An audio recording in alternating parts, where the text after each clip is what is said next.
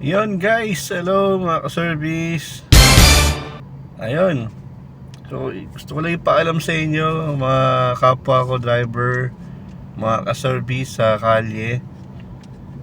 Along Rojas Boulevard po, dito po ako ngayon.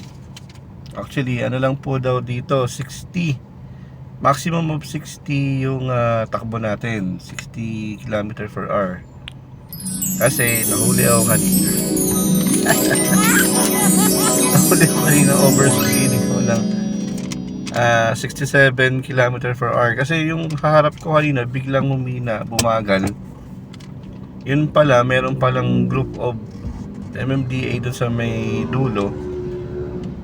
Kaya pala siya bumagal dahil yun nga, huhulihin siya. So ako naman nag-overtake sa kanya. Ayun, ako nahuli. 67 km/h. Kaya nga nag-iingat na ako. Papunta akong QC ngayon eh. Ay nako, hindi ko alam kung magkano to. Pero sa LTO, ang charge ng overspeeding is 1,000. Hindi ko lang alam dito sa MMDA kung 1,000 din. Ayun, yun lang guys, mag-ingat tayo sa pagbabiyahe natin. Okay, salamat mga service.